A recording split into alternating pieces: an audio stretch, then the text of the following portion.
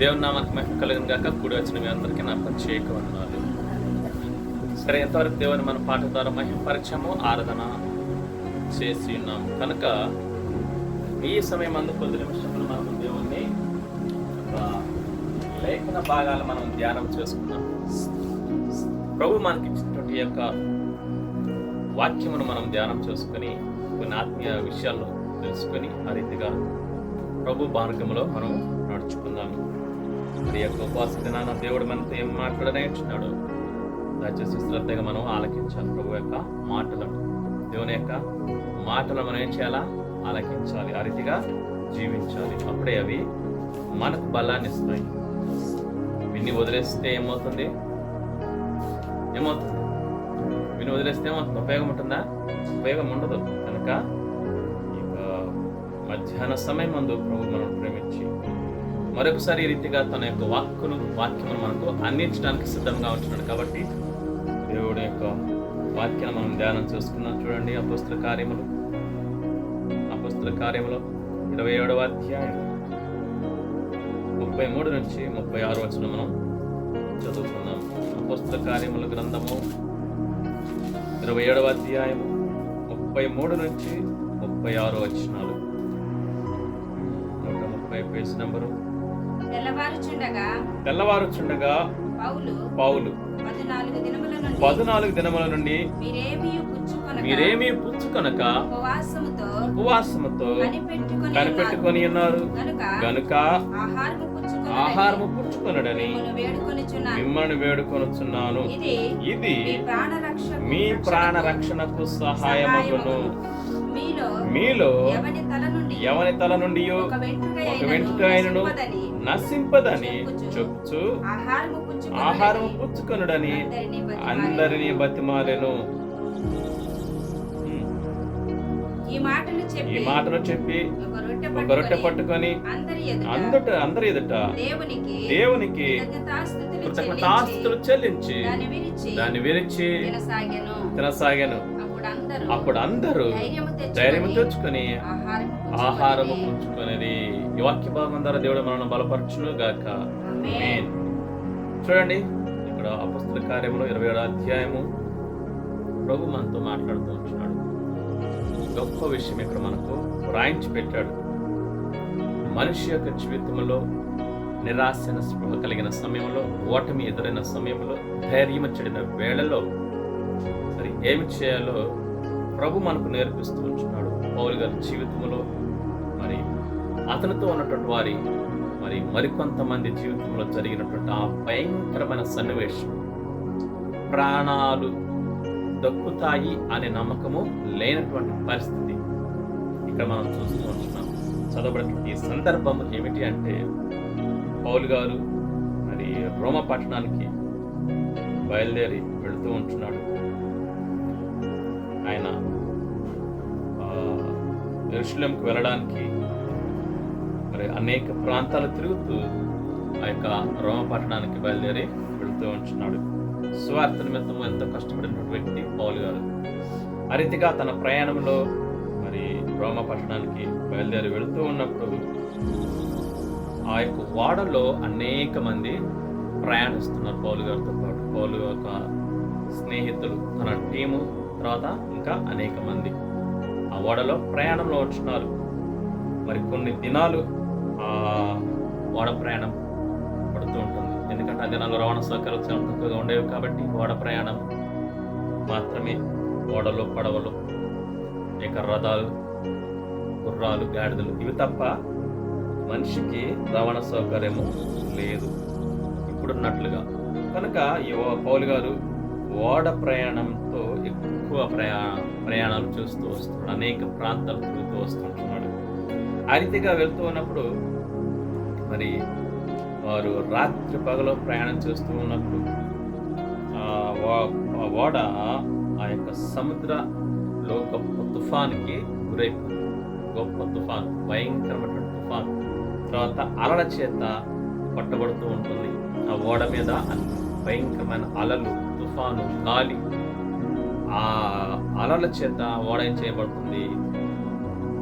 కదిలిపోతుంది అన్నమాట. భయంకరంగా కదులుతూ ఉంటుంది. ఇక బ్రతికి బయటపడటం అసాధ్యం అన్నట్లుగా ఉంది వాళ్ళ పరిస్థితి.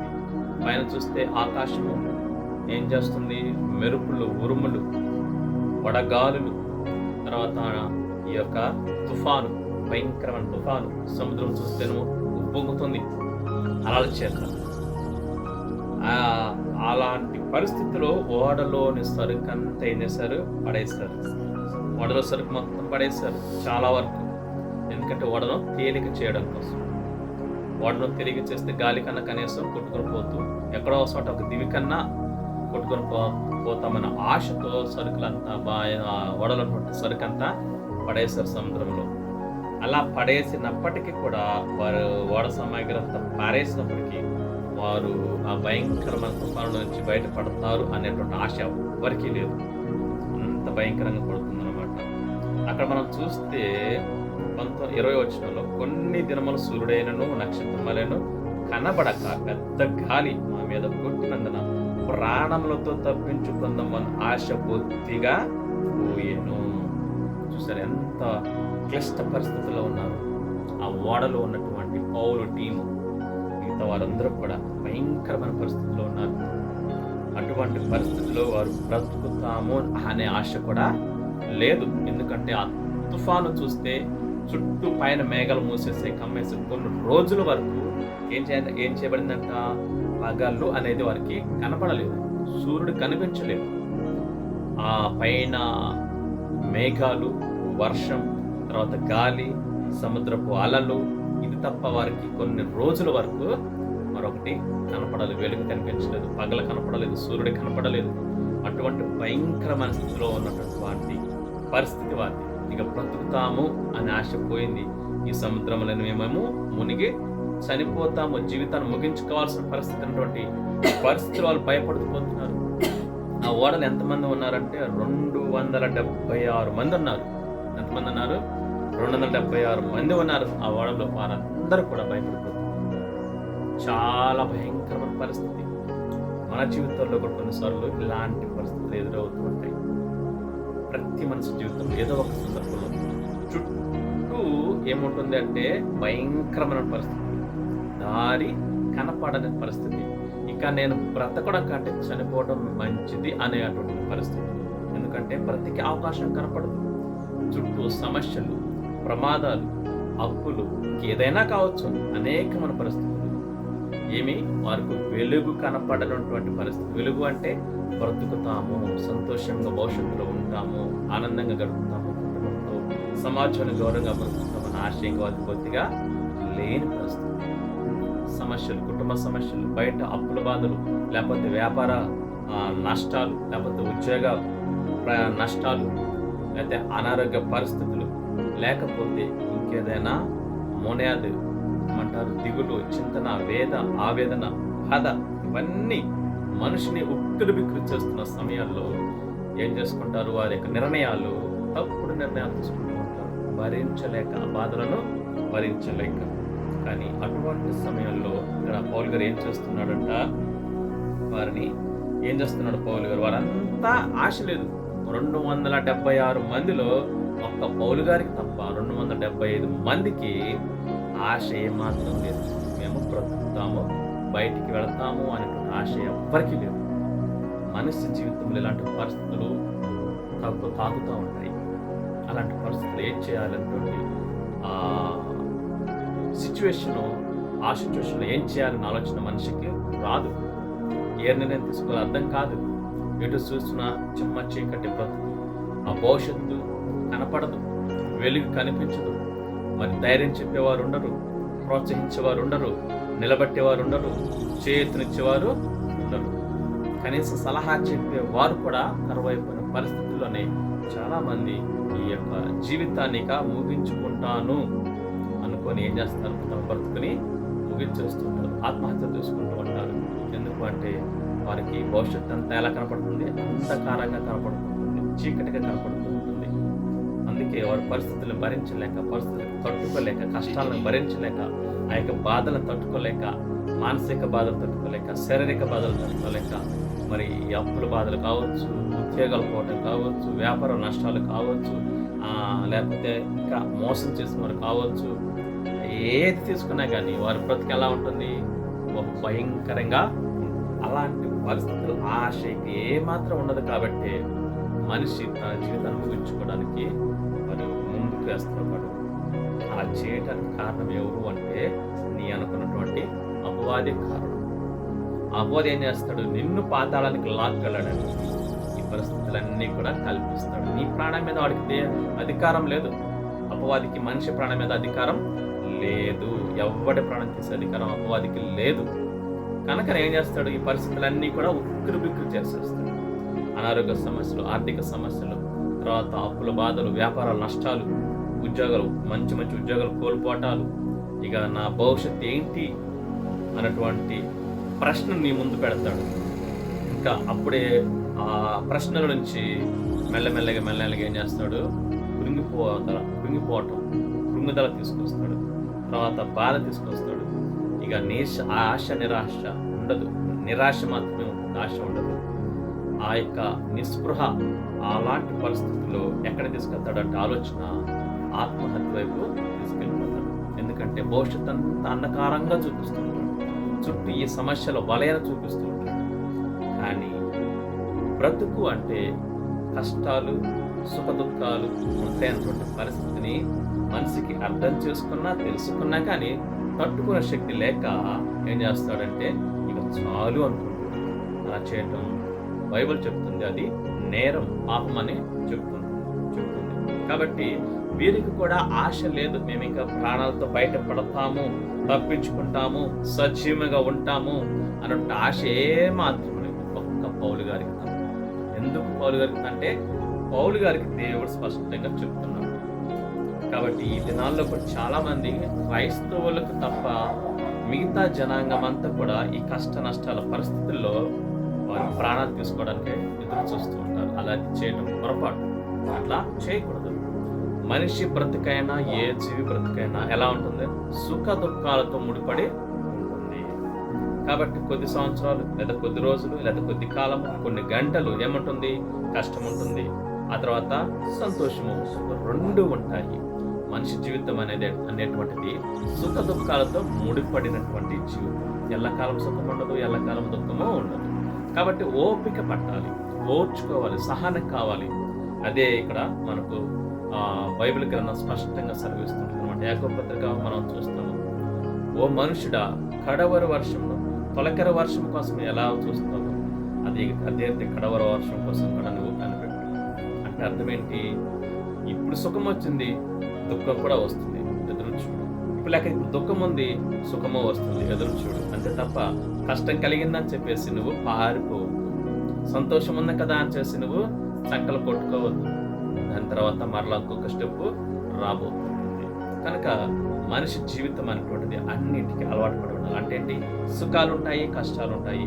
రెండిటిని ఓర్చుకోవాలి, తట్టుకోవాలి. ఆ శక్తి, ఆ యొక్క బలం నీకు ఉండాలి. ఆత్మీయ బలం, ఆత్మీయ శక్తి, మానసిక స్థైర్యం, మానసిక ధైర్యం, మానసిక బలం నీలో ఉండాలి. అలా ఉండాలి. ఉన్నప్పుడు మాత్రమే నువ్వు తట్టుకోగలవు అని బైబిల్ స్పష్టంగా సెలవిస్తుంది. కాబట్టి ప్రభు అంటున్నాడు, మనకు పిరికితనము గల ఆత్మను దేవుడు ఎంత మాత్రం కూడా ఇవ్వలేదు. మరేమిచ్చాడు? నిగ్రహించుకోగల నిగ్రహ శక్తిని దేవుడు మనకి ఇచ్చాడు. కానీ అపవాది ఏం చేస్తున్నాడు?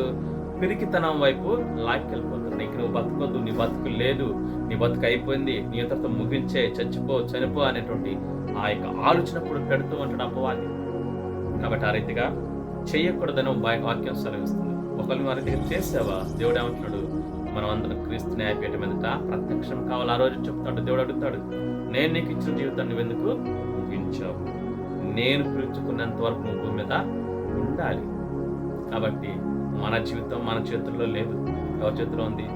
దేవుడి చేతిలో ఉంది. ఎందుకంటే ఈ జీవితం దేవుడు ప్రేమించి మనకి ఇచ్చింది. ఎంతవరకు ఆయన ఇష్టం. అంతే తప్ప మన ఇష్టానుసారంగా జీవించడం కోసమో, మన ఇష్టానుసారంగా జీవితాన్ని ముగించడం కోసమో కానే కాదు. కాబట్టి వీరికి అలాంటి కష్టతరమైన పరిస్థితుల్లో ఆశ ఏమాత్రం లేదు, కానీ ప్రభు సహాయం చేశాడు. అందుకే కొరింథీ పత్రిక 10వ అధ్యాయము 12వ వచనంలో మనకు కనపడుతుంటుంది. మనుషుడు సహించగలిగిన శోధనలే వస్తాయి, భరించగలిగిన కష్టాలే వస్తాయి, అంతకంటే ఎక్కువ రావు. ఏ మనిషి అయినా సరే నేను ఎంత భరించగలను దేవుడికి తెలుసు. అంతే అనుమతిస్తాడు. మనం భరించలేనిది మన మీద పెట్టాడు దేవుడు. ఎందుకు? మన కెపాసిటీ ఏంటో దేవునికి తెలుసు. కాబట్టి దేవునికి తెలుసు కాబట్టి ఏం చేస్తాడు? కష్టాలకి అనుమతిస్తాడు. కష్టాలు దేవుడు ఇవ్వడు, కష్టాలకి అనుమతిస్తాడు. ఎవరికి? అపవాదికి పర్మిషన్ ఇస్తాడు. వెళ్ళు నా దాసుడు నీ చేతులు పెడుతున్నావు అని. ఎందుకు ఇస్తాడు అట్లా? చాలా విషయాలు నేర్చుకోవడం కోసం. ఎవరు? మనం నేర్చుకోవాలి, నువ్వు నేర్చుకోవాలి, నేర్చుకోవాలి. నువ్వు మోయగలిగిన బరువు దేవునికి తెలుసు. నీ కెపాసిటీ అంటే దేవునికి తెలుసు మొదటగా. కానీ నీకు తెలుసా? తెలియదు. కాబట్టి నీకు తెలియడం కోసమే దేవుడు ఏం చేస్తాడు? అనుమతిస్తాడు. నువ్వు వాటిని మొయ్యగలవా లేదా అనేది ఎవరికి తెలియాలా? మనకు తెలియాలి. నేనెంత మొయ్యాలనో నాకు తెలియడం కోసం ఏం చేస్తాడు? కష్టాలని అనుమతిస్తాడు. ఆ కష్టాలు ఒకసారి వచ్చాయనుకో, నేను 100 కేజీలు బరువు మోయగలను, అది నాకు తెలియదు. నన్నకన్నా నా తండ్రికి తెలుసు. ఆయన ఏం చేస్తాడు? 100 కేజీలు బరువు పెట్టాడు నా మీద, ఆయన తెలుసు. నేను మోయగలిగాను అనుకో, తర్వాత ఏం చేస్తాడు? ఆ తర్వాత ఎన్నిసార్లు 100 కేజీలు బరువు పెట్టినా నేను ఈజీగా మోయగలను. అప్పుడు భయపడాల్సిన అవసరం లేదు, దిగులు పడాల్సిన అవసరం లేదు. కానీ ఫస్ట్ టైం మాత్రం కొంచెం బాధగా, భయంగా, భారంగా, దిగులుగా ఉంటుంది. ఎందుకంటే మోయగలనా, భరించగలనా అనేది. ఒక్కసారి మోస్తే మాత్రం ఆ తర్వాత ఎన్నిసార్లు పెట్టినా కానీ ఈజీ దాన్ని ఏం చేస్తాం? మోయగలుగుతాం. కాబట్టి ఫస్ట్ టైం కష్టాలు వస్తాయి. మీకు జీవితం అయిపోయింది అనుకున్న పరిస్థితిలో దేవుడు ఏం చేస్తాడు? తప్పించుకునే మార్గం కూడా ఏర్పాటు చేసే ఉంచుతాడు. అది మనకు అర్థం కాదు, అది మనకు కనపడదు. ఎందుకు అంటే ఈ మోనేది, ఈ ఆలోచన, ఈ చింత, ఈ దిగులు, దీంతోనే మనం ఆలోచన చేస్తూ ఉంటాం. కాబట్టి తప్పించుకునే మార్గం ఒకవైపు ఉంటుంది, అది మాత్రం మనం చూడలేము.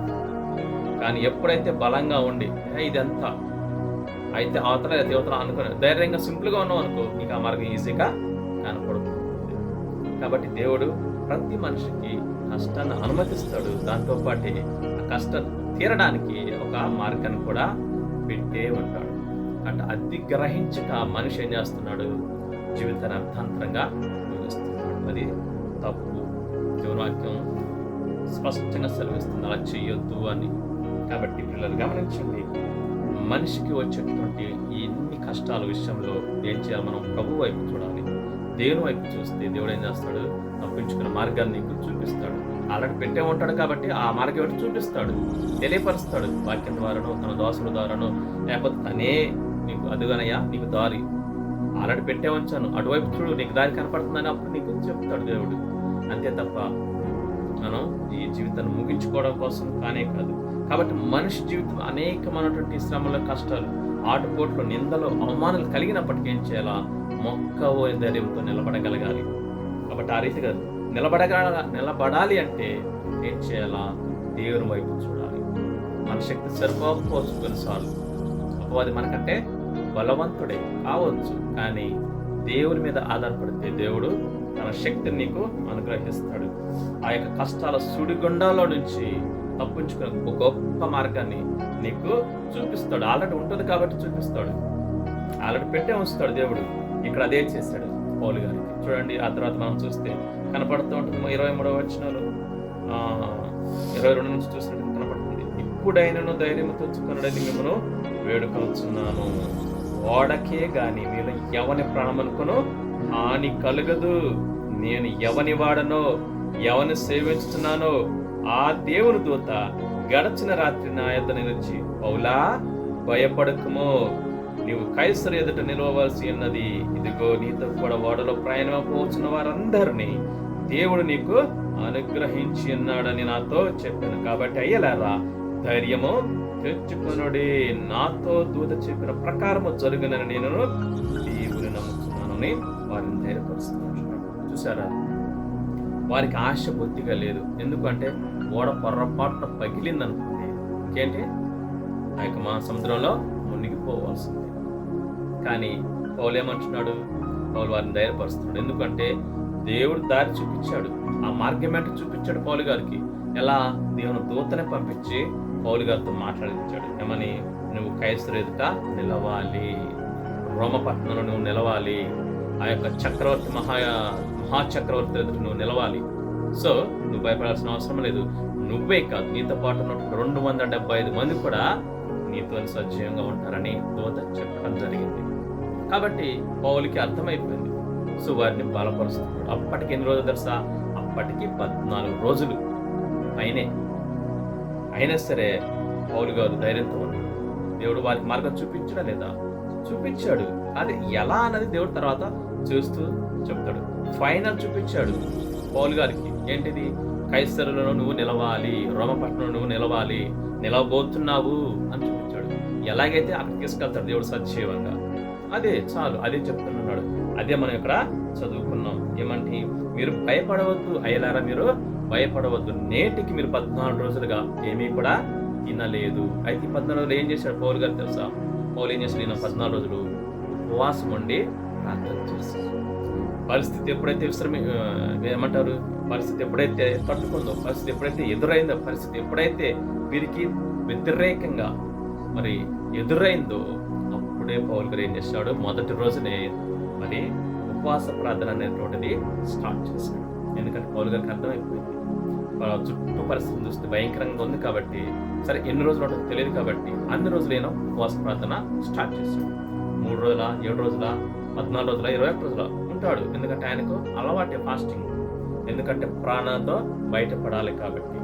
పౌలు గారు కూడా ఒక మనిషే కాబట్టి ఆయన ఏం చేస్తున్నాడు? ఉపవాస ప్రార్థనలో దేవుణ్ణి వేడుకొచ్చున్నాడు. ఎందుకంటే పరిస్థితులు మార్చగలవాడు ఎవరు? మన దేవుడు. ప్రకృతిని శాసించేది ఎవరు? దేవుడు. కాబట్టి దేవుని అడుగుతున్నాడు. మనుషుల మీద ఆధారపడటం లేదు. పరిస్థితి ఎలా ఉన్నా సరే, చుట్టూ స్థితిగతులు ఎలా ఉన్నా సరే, చుట్టూ శత్రువులు కొంచెం ఉన్నా సరే, వాటన్నింటిని తారుమార్చే శక్తి ఎవరికి ఉంది? దేవునికి ఉంది. కాబట్టి దేవుణ్ణి అడుగుతున్నాడు. వినాలి, దేవుణ్ణే అడుగుతున్నాడు పౌలు గారు. దేవా, ఈ పరిస్థితి మమ్మల్ని గట్టించు, ఈ పరిస్థితి మమ్మల్ని బయటపడే, మరి ఏ రీతిగా మాకు సహాయం చేయాలని ప్రభు పాదాలు పట్టుకుంటున్నాడు పౌలు గారు ప్రతిరోజు ఉపవాస ప్రార్థన ద్వారా. కాబట్టి ఆ రీతిగా ఉపవాస ప్రార్థన చేసినప్పుడు 14వ రోజు రాత్రి దేవుని దూత ప్రత్యక్షమవడం జరిగింది. ప్రత్యక్షమైన తర్వాత అప్పుడు సెలవిస్తుంది. ఏముంది? గడిచిన రాత్రి పౌలు గారితో సెలవిస్తుంది. ఏముంది? పౌలా, భయపడవద్దు. మొదటిగా ఏం చేయాలా? మన జీవితంలో భయాన్ని ఏ విషయమైనా సరే భయపడాల్సిన అవసరం లేదు. పరిస్థితులు వ్యతిరేకంగా ఉంటాయి, మనం కృంగదీస్తే పరిస్థితులు. ఆ వాటి వైపు చూస్తాం. ఆ పరిస్థితులకి వెనకున్న వ్యక్తిని చూడాలి. మనం ముందు పరిస్థితులు ఉంటాయి, భయంకరమైన పరిస్థితులు ఉంటాయి. ఇక చాలు, నీ జీవితాన్ని ముగించేయనటువంటి ఆ యొక్క చెవులలో రోదన వినపడుతుంటుంది అపవాది.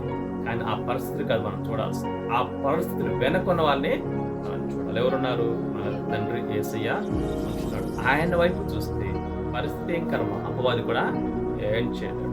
అసలు ఈ పరిస్థితులన్నీ కల్పించేది ఎవరు? అపవాది. అసలు ఈ పరిస్థితులు కల్పించడానికి అవకాశం ఇచ్చింది ఎవరు? దేవుడే. ఎందుకు ఇచ్చాడు?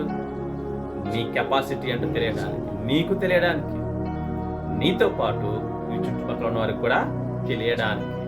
అలా నీకు తెలిసిందనుకో మొదటిగా, ఆ తర్వాత అలాంటి అన్ని కష్టాలు వచ్చినా, అలాంటి పరిస్థితులు ఎన్నో వచ్చినా నువ్వు ఈజీగా తట్టుకోగలవు, నిలబడగలవు. అంతేకాదు, ఆ పరిస్థితులు నీ ఎదుటి వరకు వచ్చినప్పుడు వారికి నువ్వేం చేస్తావు? ధైర్యం చెప్తావు. నువ్వు ధైర్యంగా నా జీవితంలో కూడా జరిగాయి కాబట్టి నువ్వు భయపడాల్సిన అవసరం లేదు. దేవుని వైపు చూడాలి. నువ్వు ఇతరులను బలపరచడానికి నీకు ఆ పరిస్థితులు ఏం చేస్తాయి? ఎదురవుతాయి తప్ప మనలను నాశనం చేయడానికి, మనలను మరణానికి అప్పగించడానికి ప్రభు అనుమతించడు. యోగు విషయంలో కూడా అదే జరిగింది కదా. యోగు విషయంలో కూడా దేవుడు ఏం చేశాడు? కంచె తీసివేశాడు, అపవాదికి అప్పగించేశాడు. ప్రాణం ముట్టొద్దని చెప్పాడు. ఏమని చెయ్యి, యోగు ప్రాణం మాత్రం ముట్టొద్దు, నీ ఇష్టం పో అన్నాడు. అపవాదికి పర్మిషన్ ఇచ్చేసాడు. పర్మిషన్ ఇచ్చిన తర్వాత వచ్చిన యోగు దగ్గరికి ఎవరు? అపవాది వచ్చింది. అప్పటి వరకు ఎలా ఉన్నాడు యోగు గారు?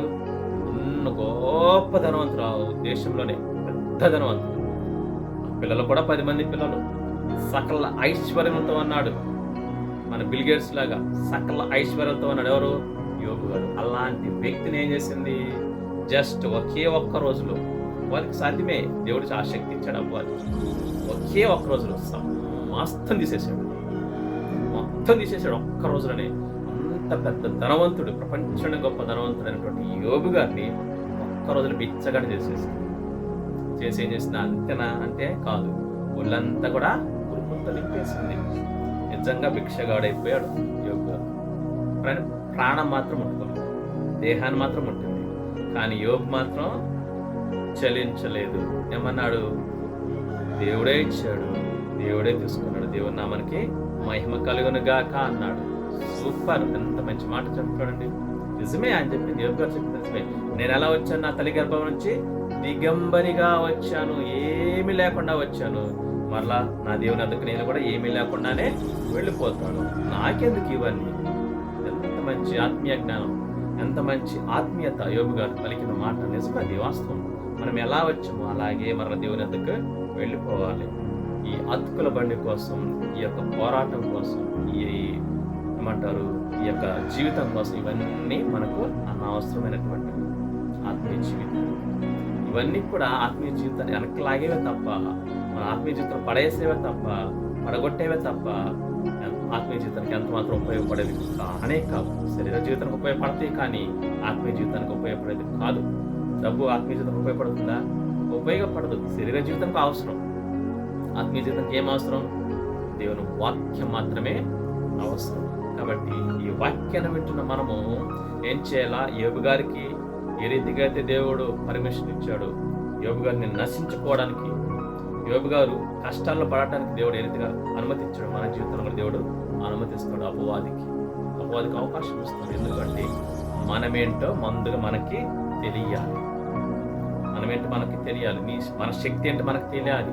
అప్పుడు తెలిసిందనుకో ఏం చేస్తాం? ఒకవేళ శక్తి లేదని తెలిసిందనుకో అప్పుడు ఏం చేస్తాం? శక్తిని పెంచుకోవడానికి ప్రయత్నం చేస్తాం.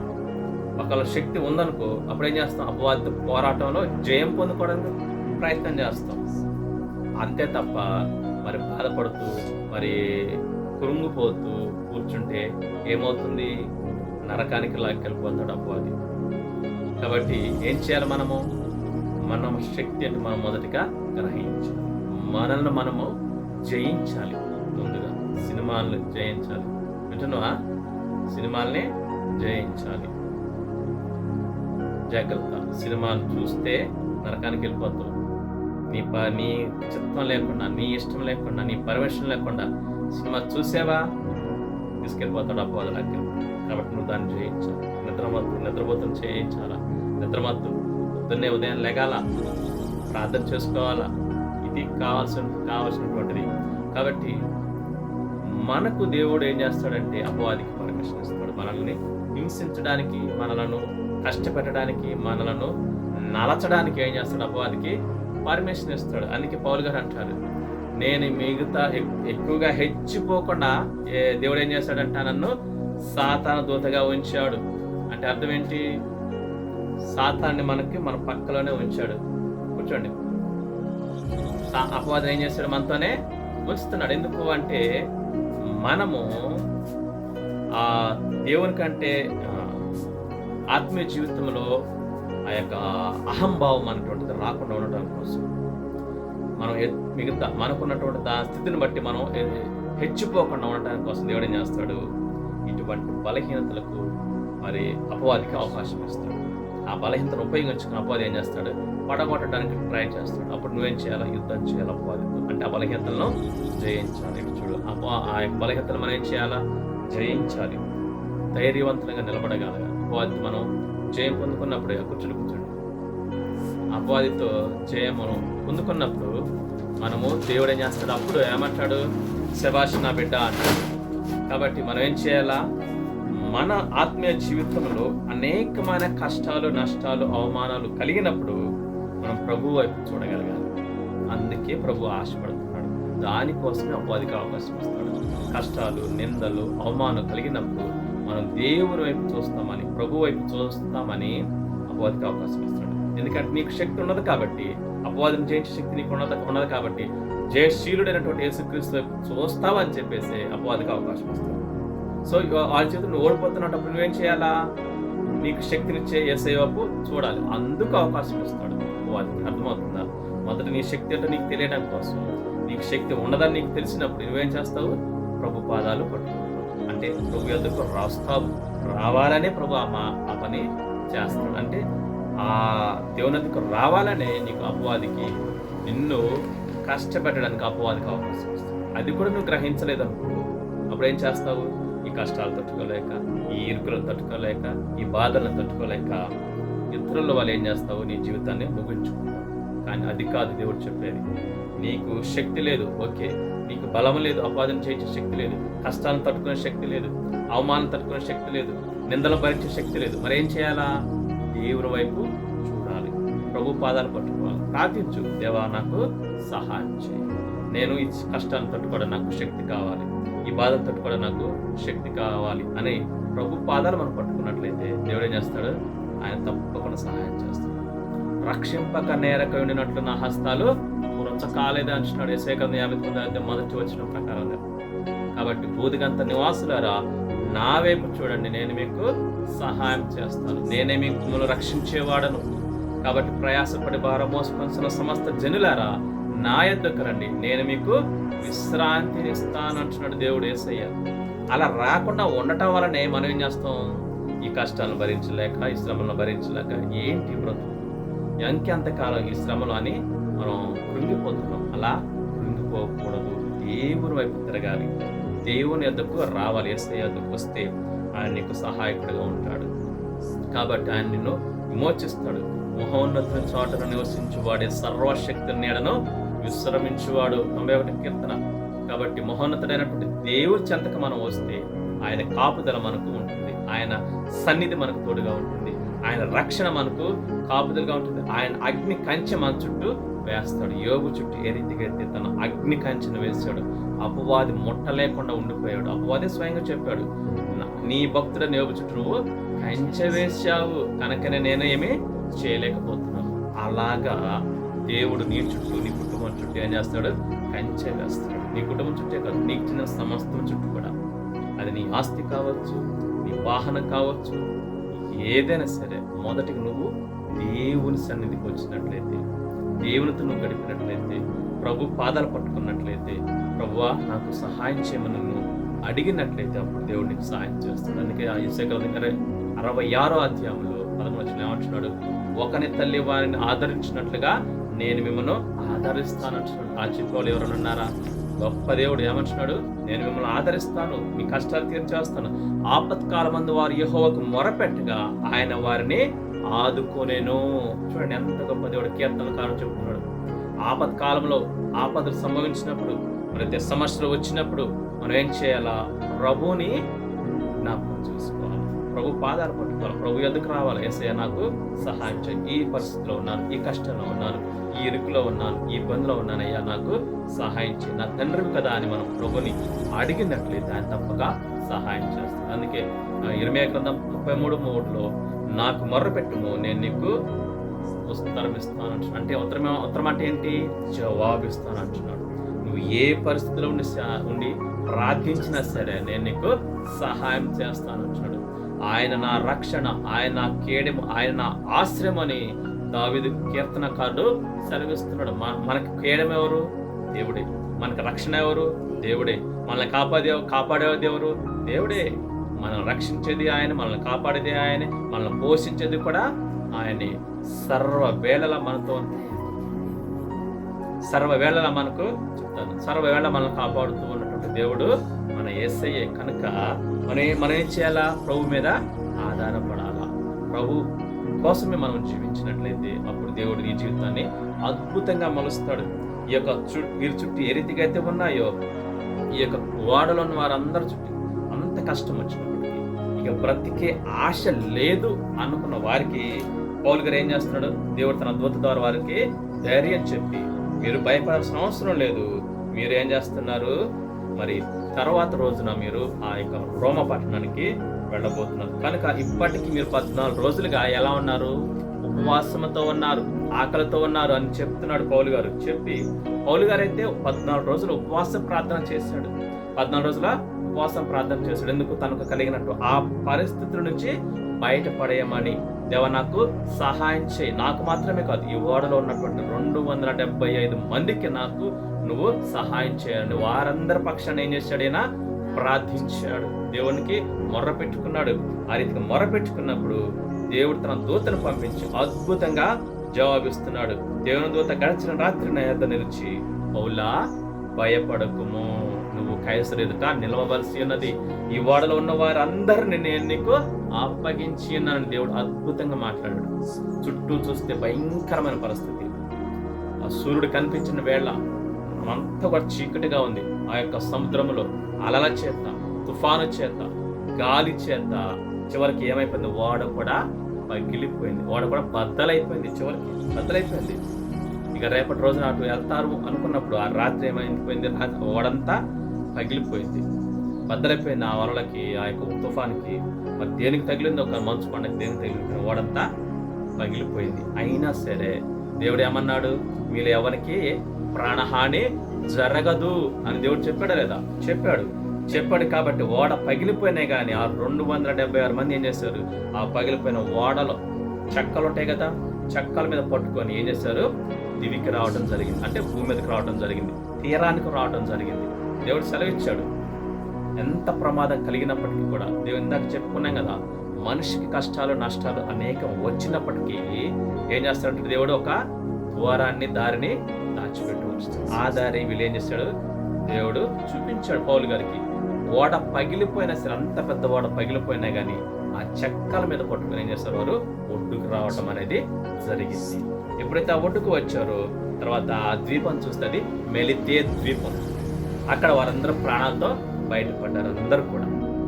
కానీ మొదట్లో చూస్తే ఎలా ఉన్నారు, ఆ యొక్క తుఫానికి, ఆ యొక్క సముద్రపు అలలకి, ఆ యొక్క భయంకరమైన గాలికి మేము ఎవరం కూడా బ్రతకము, చచ్చిపోతాం అనుకున్నటువంటి పరిస్థితుల నుంచి దేవుడు ఏం చేస్తాడు, వారిని తప్పించాడు, కాపాడాడు, అద్భుతంగా కాపాడాడు. వారి కోసం ఎవరు ప్రార్థించారు, పౌలు గారు ప్రార్థించారు. ఎందుకంటే మిగతా వారికి దేవుడు ఎవరో తెలియదు కాబట్టి పౌలు గారికి తెలుసు యేసయ్య గొప్పతనం ఏంటి, ఆయనే నిజమైన దేవుడు అని పౌలు గారికి తెలుసు కాబట్టి 14 రోజులు ఉపవాసం ఉండి 275 మంది కోసం ఆయన చేశాడు, ప్రార్థించాడు. అలా ప్రార్థించడం వలన వారందరూ కూడా మరి ఏం చేశారు, తెల్లారి 15 రోజులు వారందరికీ అన్నం తినలేదు. 14 రోజుల నుంచి ఎవరు అన్నం ముట్టలేదు. ఎందుకంటే మేము ఇంకా చచ్చిపోతామని బాధతో ఉన్నారు, దిగులుతో ఉన్నారు, మోనేదతో ఉన్నారు. వారందరూ పౌలు గారు ధైర్యపరిచి ఏమంటున్నాడు, అయ్యలారా మీరు నేటికి 14 రోజులుగా ఉపవాసం ఉన్నారు, ఇప్పుడైనా సరే మీరు కొంచెం పుచ్చుకోనండి, ఆహారం పుచ్చుకోనండి. ఎందుకంటే దేవుడు నాకు తెలియపరిచాడు ఏమని, మనలో ఎవ్వరికి ప్రాణహాని జరగదు, కనీసం వెంట్రుక కూడా ఊడిపోదని చదివాం కదా ఇందాక. వెంట్రుక కూడా ఏమి కాదు, మీరు భయపడవద్దు అని చెప్పేసి, వెంట్రుక అయిన మీకు నశింపదు అని చెప్పి వారికి ఆహారం తీసుకోమని బ్రతిమలాడాడు. ఆయన అన్నం, ఆ యొక్క రొట్టెను తీసుకొని ఆ యొక్క రొట్టెను విరిచి ప్రార్థన చేసి మొదటిగా పౌలు గారు తిన్నారు. ఆ తర్వాత 275 మందికి పంచిపెట్టడం జరిగింది. అంటే రొట్టె కాదు, వారు తెచ్చుకున్న ఆహారం అంత వారు తినటం అనేది జరిగింది. ఆ తర్వాత వారికి ధైర్యం వచ్చింది. ఎవరిని బట్టి?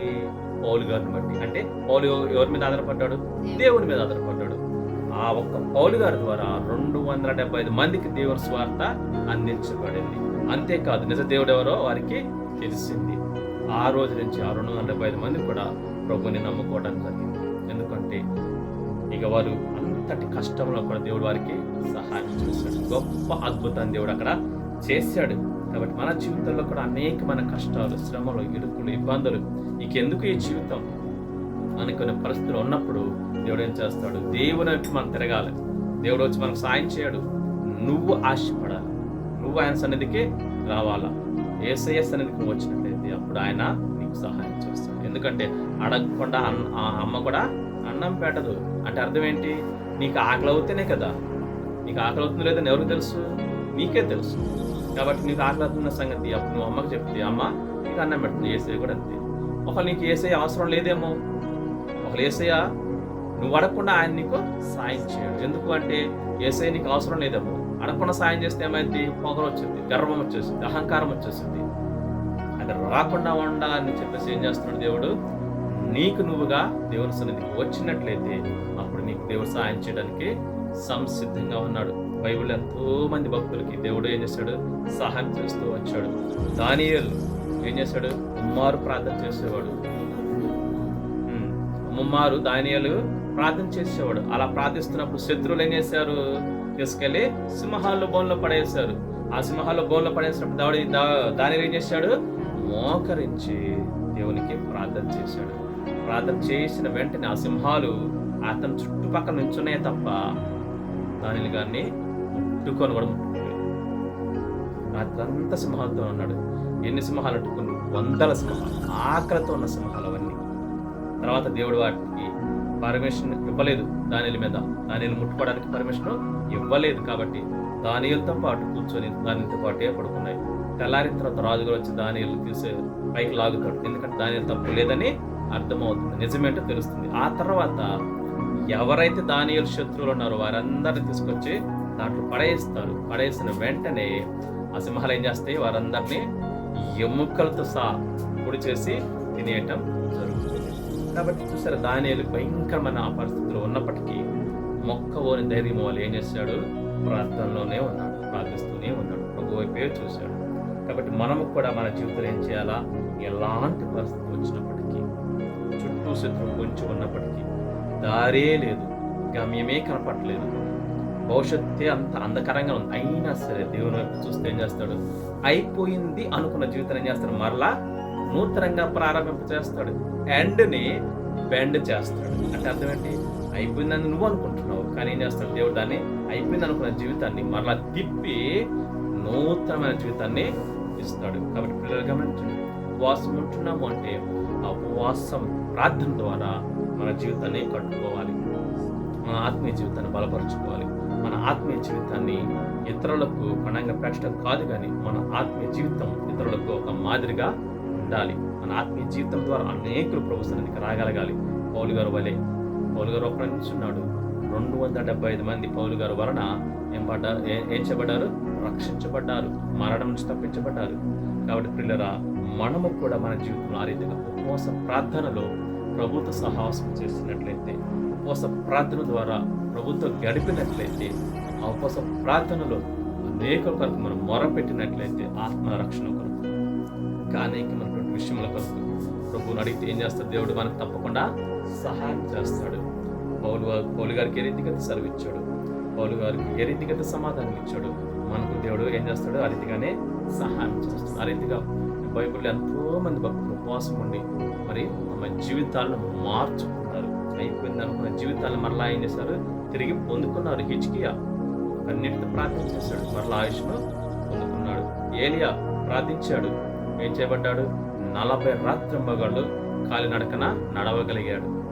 మోషే ప్రార్థించాడు, దేవుని మహిమని ఏం చేశాడు? భూమి మీదకి దింపగలిగాడు. ఎక్కడ? బండసందులో దేవుని చూడగలిగాడు.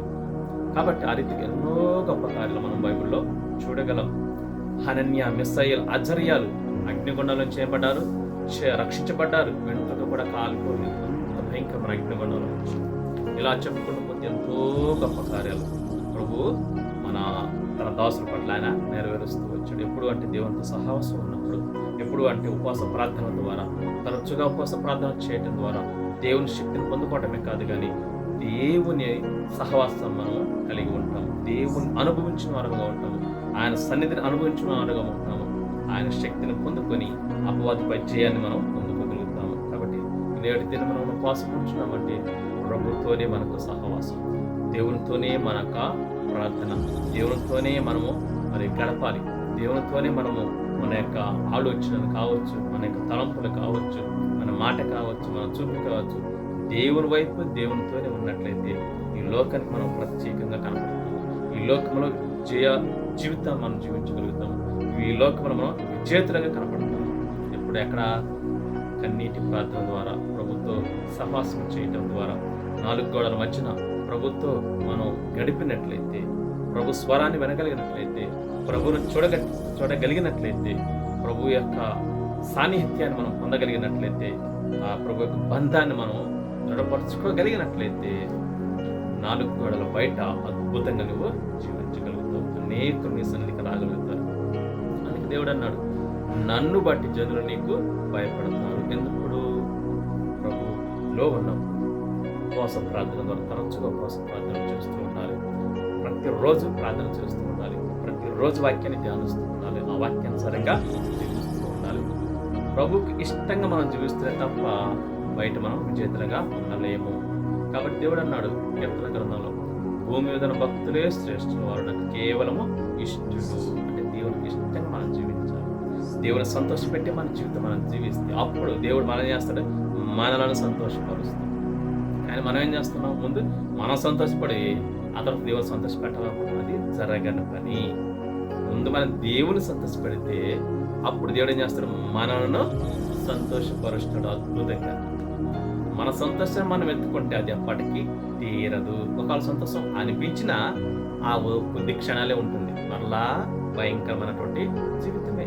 కష్ట నష్టాలు, ఇరుకులు, ఇబ్బందులు, మనది, బాధ, చింత ఇవే ఉంటాయి. అదే ఇవన్నీ దేవునికి అప్పగించేసేయి, దేవుని సంతోషపరచు, అప్పుడు నీలో ఏముంటుంది, మహానందం ఉంటుంది. కాబట్టి పిల్లలు గమనించండి, అనుదినము మనం ప్రార్థన చేసుకుంటూ, అనుదినము బైబిల్ ధ్యానిస్తూ, వాక్యానుసారంగా జీవిస్తూ మనం ప్రభువుని కలిగి ఉన్నట్లయితే దేవుడు మనకు గొప్ప శక్తిని ఇస్తాడు. బయట తనకు సాక్షులుగా మనలను నిలుపుకుంటాడు, తనకు మహిమకరంగా మనలను నిలబెడతాడు. అద్భుతమైనటువంటి మరి దైవ కృప మనకు ఉంటుంది. అంతేకాదు ఆయన కాపుదల మనకు ఉంటుంది. ఏవు చుట్టూ ఏ రీతికి తన కంచెను వేసాడు, దేవుడు తన కంచె మన చుట్టూ ఉంచుతాడు. కాబట్టి ఆ రీతిగా ఉపవాస ప్రార్థన ఉంచున్నాం. మనము ఉపవాస ప్రార్థనలో దేవునితో గడుపుతాం, దేవుని యొక్క సాన్నిహిత్యాన్ని పొందుతున్నాం.